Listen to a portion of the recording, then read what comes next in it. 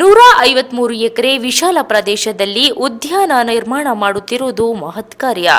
ಈ ಉದ್ಯಾನಕ್ಕೆ ವಿಶ್ವಗುರು ಬಸವಣ್ಣ ಹೆಸರಿಟ್ಟಿರುವುದು ಔಚಿತ್ಯಪೂರ್ಣ. ಇದಕ್ಕೆ ಅರಣ್ಯ ಸಚಿವರಾದ ಈಶ್ವರ್ ಖಂಡ್ರೆರವರನ್ನ ಅಭಿನಂದಿಸುವುದಾಗಿ ಸಮಾಜದ ಮುಖಂಡರು ಮಾಧ್ಯಮದ ಮುಂದೆ ತಿಳಿಸಿದ್ದಾರೆ. Bureau report, Chandrashekar, Kalaburagi. ಬೆಂಗಳೂರಲ್ಲಿ 153 ಎಕರೆಯಲ್ಲಿ ಒಂದು ವಿಶಾಲವಾದ ಉದ್ಯಾನವನ್ನ ನಿರ್ಮಾಣ ಮಾಡ್ತಾ ಇದ್ದಾರೆ. ಈ ವಿಶಾಲವಾದ ಉದ್ಯಾನವನಕ್ಕೆ ಜಗಜ್ಯೋತಿ ಬಸವಣ್ಣನವರ ಹೆಸರು ಇಡ್ತಾ ಇದ್ದಾರೆ. ಇದಕ್ಕೆಲ್ಲ ಮೂಲಭೂತ ಕಾರಣರಾದ ನಮ್ಮ ಹಿರಿಯರಾದ ನಮ್ಮ ಅಖಿಲ ಭಾರತೀಯ ವೀರಶೈವಲಿಂಗಾಯತ ಮಹಾಸಭಾದ ರಾಷ್ಟ್ರಾಧ್ಯಕ್ಷರಾದ ಈಶ್ವರ್ ಖಂಡ್ರೆ ಅವರಿಗೆ ನಮ್ಮ ಅಭಿನಂದನೆ.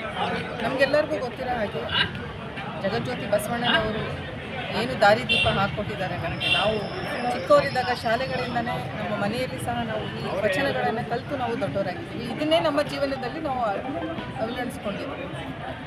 ಸೊ ಈ ನಮ್ಮ ಮುಂಬರುವ ಪೀಳಿಗೆಗಳಿಗೆ ಸಹ ಅವರಿಗೂ ಸಹ ಜಗಜ್ಯೋತಿ ಬಸವಣ್ಣನವರು ಹಾಕಿಕೊಟ್ಟಿರುವ ದಾರಿದೀಪ ವಚನ ಮೂಲಕ ಏನಿದೆ ಅದರ ಬಗ್ಗೆ ಅವರು ತಿಳ್ಕೊಂಡು ಅವರ ಜೀವನದಲ್ಲಿ ಇದನ್ನು ಇಂಪ್ಲಿಮೆಂಟ್ ಮಾಡ್ಕೋಬೇಕು.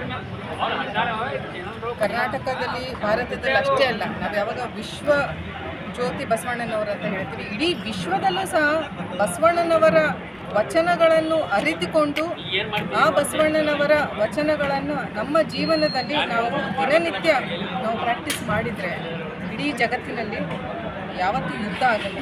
ಒಂದು ಶಾಂತಿ, ಸಮೃದ್ಧಿ, ಸಂತೋಷ ಉಳಿಯುತ್ತೆ ಅಂತ ನಮ್ಮದು ಭಾವನೆ ಇದೆ.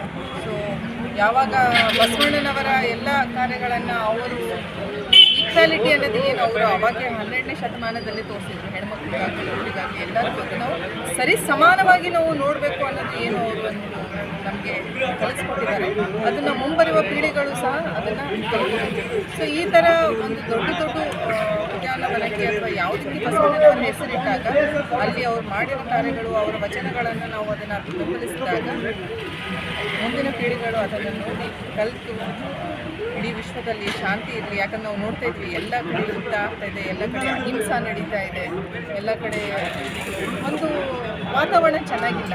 ಸೊ ಮೋಸ್ಟ್ ಇಂಪಾರ್ಟೆಂಟ್ ಬಸವಣ್ಣನವರ ವಚನಗಳನ್ನು ನೋಡಿ ಶಾಂತಿಯುತ ಇದಕ್ಕೆ ನಾವು ಸರ್ಕಾರ